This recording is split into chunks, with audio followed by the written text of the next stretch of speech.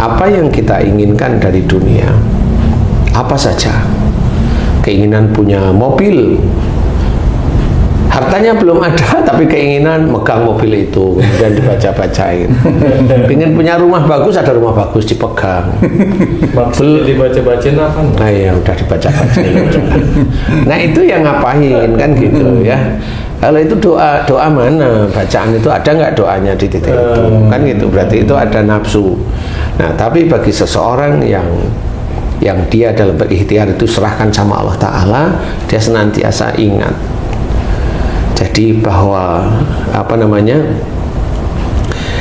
kita sebagai seorang Islam, selesai kita itu sholat, disuruh oleh Allah Ta'ala bertebaran di muka bumi untuk mencari rezeki Allah.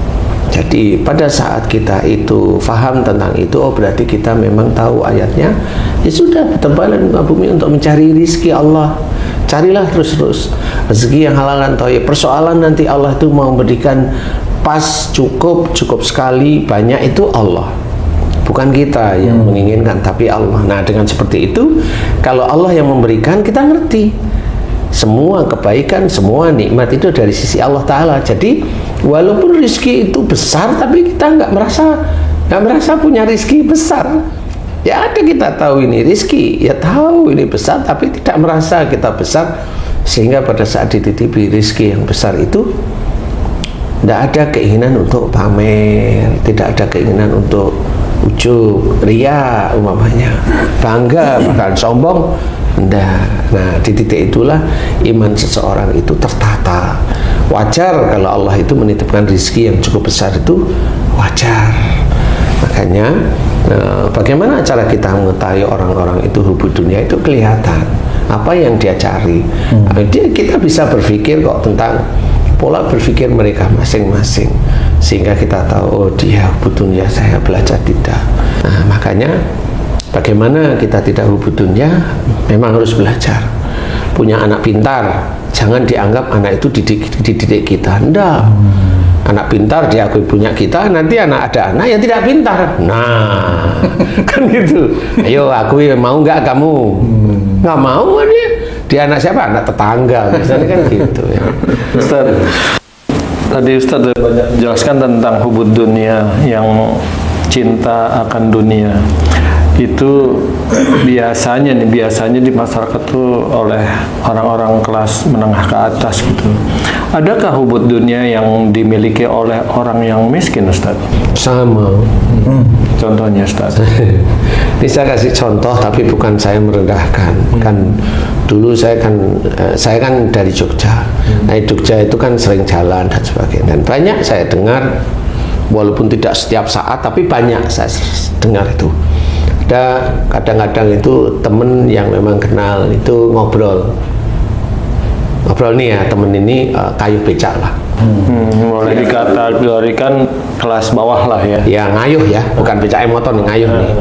Nah, dia cerita, wah aku kemarin dapat uang banyak nih. Dari mana? Aku nganter tamu dari sini. Ini nih uang nih, saya kayuh becak, saya nganter tamu. Dan aku masih kuat sampai sekarang. Dan saya nggak cuma ini tok, sebelumnya sama, tapi masih kuat. Nah, ini gimana nih? Kamu gimana? Nah, itu sering. Nah, ini walaupun tidak kelihatan itu hubud dunia dalam arti yang ini, itu nanti muncul. Kenapa? Nah, tanya, kamu dapat berapa? Aku dikasih 1 juta sama itu. Nah, padahal ngayuh becaknya sebenarnya nggak sampai. Nah, 1 jutanya dikeluarin. Nih uangnya. Pamerin. Nah, itu kan kelihatan walaupun itu kelas kecil. Ya. Seperti itu. Nah, banyak hal yang mirip-mirip seperti itu. Pamannya ada, mohon maaf nih teman-teman yang memang kondisinya memang lagi diizinkan oleh Allah Ta'ala agak kurang, kemudian anaknya keterima salah satu instansi yang hebat lah istilahnya. Ini kan diceritain anaknya hebat, ini itu. Nah itu kan cerita itu pada saat dia diterima sampai 5 tahun 10 tahun itu cerita itu masih ada. Nah itu juga sama. Jadi lupa bahwa semua itu dari Allah Ta'ala. Cuma memang kita tidak bisa menyalahkan secara langsung karena bisa aja dari sisi agama kurang. Jadi beliau ya begitulah. Tapi ini tetap banyak kondisi seperti itu. Berarti hubud dunia itu sifat Ustaz ya? Itu sifat karena nafsunya. Bukan materi ya? Belum tentu materi seperti itu. Dan memang umpamanya nih, saya punya teman saya punya anak. Dia cerita, anak saya kemarin dikeroyok 4 itu semuanya jatuh semua. Nah, dilihat daripada saat bicara itu kan ketahuan bahwa dia banggain anaknya. Seperti itu. Kemudian dia cerita yang dulu itu anak saya yang itu ini yang dulu ini. Nah, itu juga banyak kasus yang seperti itu. Jadi enggak cuma dimiliki kelas atas karena jabatan, karena harta yang banyak, enggak. Kelas bawah pun sama. Jadi bagaimana caranya kita? Cuma memang yang kelas bawah itu tidak terlalu inilah ya, tampak karena kita melihatnya kan agak kasihan sehingga nggak terlalu tampak. Tapi yang tampak itu kan yang di berita itu kan yang begitu-begitu.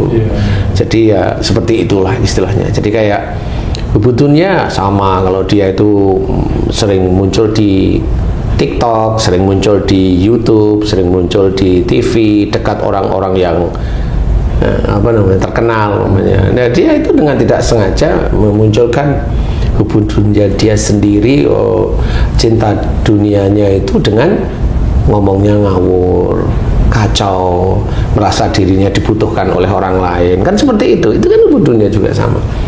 Nah, di titik ini kita tidak bisa melihat apakah hubud dunia itu ada di orang menengah atas atau bawah, semuanya sama. Berarti cinta dunia itu mencintai segala sesuatu yang tidak membawa ke akhirat yang baik ya, Ustaz? Iya, jadi cinta dunia itu beda dengan cinta kepada Allah Ta'ala. Jadi kalau cinta kepada Allah Ta'ala, dunia itu dia biasa. Dia punya istri, ya alhamdulillah disyukuri, biasa aja. Mau istri yang baik, cantik, dia syukuri, nggak perlu dibangga-banggain. Atau istri yang memang dia punya biasa-biasa aja, ya biasa, dia tetap syukuri. Atau yang memang istri yang tidak biasa, dia tetap syukuri. Tidak ada yang hebat, semuanya ditujukan kepada Allah Ta'ala. Nah, di titik-titik itu kan kita harus memahami bahwa itulah yang namanya cinta Allah daripada cinta istri. Kalau cinta istri kan ketahuan setiap harinya ngomongnya bagaimana, itu kan ketahuan. Ini sama istrinya kayaknya cinta banget ini, jadi saya sudah kelihatan dari sisi cara bicara dan sebagainya, sehingga cinta kepada Allah Ta'alanya itu relatif agak kurang. Saking cinta sama istri salah juga disenengin aja gitu ya. Senengin aja, iya benar itu, benar. Makanya di situ hubudnya itu di situ. Gitu ya. Kalau memang istri salah ya dinasihatin, kalau suami salah ya ditegur baik-baik, kan seperti itu. Kalau anak salah ya tegur baik-baik. Kalau salahnya itu mirip seperti kita orang tuanya, ya kita yang berubah. Kalau anak itu kan anak kita, nggak mungkin keluar dari genetik kita, kan seperti itu. Ya harus ditegur baik-baik, anaknya diajari, kemudian kita juga berubah, tidak seperti itu lagi, kan harus ada cara untuk menyayangi. Itulah kalau memang ada seseorang seperti itu, ini dia cinta kepada Allah Ta'ala. Dia tahu anaknya salah, dia tegur baik-baik, dan dia tahu salahnya anaknya itu seperti saya, dan dia mohon ampun kepada Allah Ta'ala. Dia lakukan itu, itulah namanya cinta kepada Allah, cinta kepada Rasulullah. Sebaliknya anak salah didukung cinta dunia itu ya. Cinta dunia itu namanya, kan gitu ya. Nah, itu kebalikannya. Nah, itu cinta dunia apapun bentuknya, membanggakan sesuatu di dunia yang sebenarnya unsurnya adalah bangga, bukan unsurnya adalah Allah. Nah, itu termasuk hubudnya apapun bentuknya. Pak Ustadz, itu kan tadi Pak Ustadz bilang banyak-banyaklah mengingat Allah agar beruntung, kan gitu Pak Ustadz. Apakah keuntungan pertama itu kuatnya iman Pak Ustadz? Beruntung itu sebenarnya tujuannya adalah akhirat. Oh, di akhirat. Ya, beruntung itu tujuannya adalah akhirat, bahwa besok di akhirat itu beruntung. Kalau di dunia itu senantiasa ingat kepada Allah, perilakunya perilaku kita contoh Rasulullah, kemudian ibadahnya kita mencontoh sunnah Rasul. Nah, seperti yang lain-lain kita kerjakan, terus kita kerjakan, dan itu ada tuntunannya, ya, kerjakan semata-mata karena Allah Ta'ala. Dan itu benar-benar namanya zikrullah. Nah, itu dikerjakan. Itu kan nggak bisa dikatakan habis itu untung, kan nggak ada. Betul. Keuntungan dalam mengerjakan yang dekat kepada Allah Ta'ala, yang bentuknya itu harta, itu kan Nggak kelihatan. nggak tahu gitu.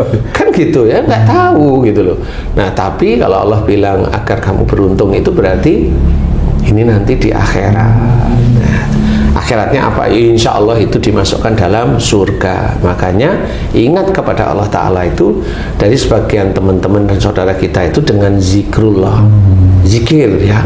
Boleh, nggak ada masalah itu. Memuji. Ya, memuji Allah. Nah, bagi teman yang sudah mulai paham, zikrullah itu ingat kepada Allah Ta'ala dengan mengerjakan amalan-amalan dari apa. Namanya dilarang untuk gibah, ya jangan gibah. Dilarang untuk tidak suuzon, ya dilarang untuk suuzon, ya kita tidak suuzon.